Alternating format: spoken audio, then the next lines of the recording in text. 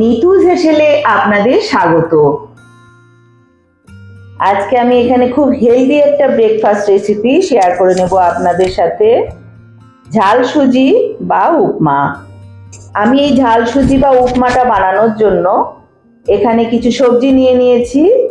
যেমন দেখুন, এখানে কুচি করা পেঁয়াজ নিয়েছি, তারপরে এখানে নিয়েছি গাজর কুচি, একটা গাজর ছোট ছোট সরু সরু করে কেটে নিয়েছি, তার সঙ্গে নিয়েছি কিছুটা বিনস কুচি করে, আর এখানটায় নিয়েছি ক্যাপসিকাম, একটু লম্বা লম্বা করে কেটে নিয়েছি ক্যাপসিকাম, দুটো কাঁচা লঙ্কা কুচি, আর তার সঙ্গে থাকছে কিছুটা পরিমাণ কারি পাতা। এখানে আমি নিয়েছি হাফ কাপ পরিমাণ সুজি। গ্যাসে একটা প্যান বসিয়ে দিয়েছি, তার মধ্যে দিয়ে দিচ্ছি পরিমাণ মতো সাদা তেল। তেলটা আমি একবারই দিয়ে দিচ্ছি, বারবার দেব না, তাই। তেল গরম হয়ে গেছে। এবারে আমি এর মধ্যে দিয়ে দিলাম হাফ চামচ কালো সর্ষে ফোড়নের জন্য, দিয়ে দিচ্ছি কারি পাতাগুলোকেও। এবারে সুগন্ধ ছাড়লে ফোড়নের, তারপরে আমি সবজি দেব। আমার কিন্তু এখানে সর্ষে আর কারি পাতা সুন্দর ভাজা হয়ে গেছে, সুগন্ধ ছড়িয়ে গেছে। তার মধ্যে প্রথমেই দিয়ে দিলাম গাজর কুচি। গাজরটা যেহেতু একটু বেশি শক্ত হয়, তার সঙ্গে দিয়ে দিচ্ছি বিনস কুচি। গাজর বিনসটাকে অল্প ভেজে নেব।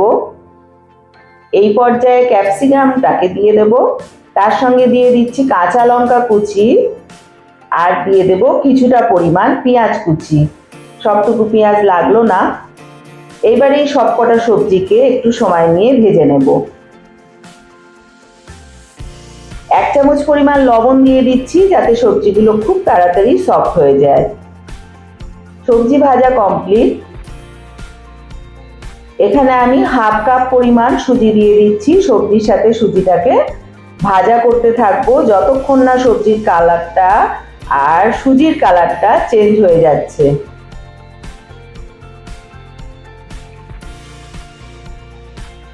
আস্তে আস্তে কিন্তু আমার সুজির কালারটা ব্রাউন হয়ে এসছে, তার মানে আমার ভাজা কমপ্লিট। এখানে আমি এবারে জল দিয়ে দেব। আমি হাফ কাপ সুজি দিয়েছি, সেই কারণে হাফ কাপ জল কিন্তু এখানে অ্যাড করব। জলটাকে কিন্তু এই পরিমাণেই দিতে হবে। দিয়ে এবার হাই হিটে রাখবো না একদমই, তাহলে জলটা টেনে নেবে কিন্তু সুজিটা ফুলবে না। একদম লো হিটে রেখে আমি নাড়াচাড়া করব একটু সময়।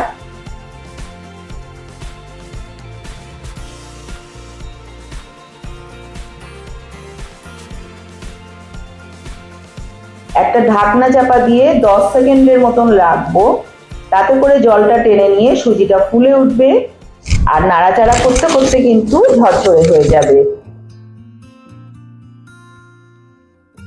অলমোস্ট জল কিন্তু টেনে নিয়েছে, সুজিগুলো কিন্তু প্রপারলি ফুলে উঠেছে।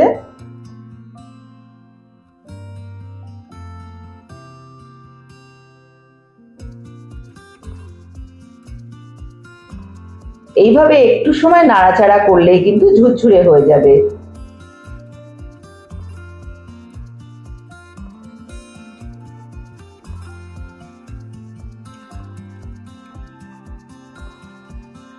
সুজির উপমা আমার একদম রেডি। গরম গরম সার্ভ করুন। সুস্থ থাকবেন, ভালো থাকবেন। আবার আসছি পরের রেসিপি নিয়ে।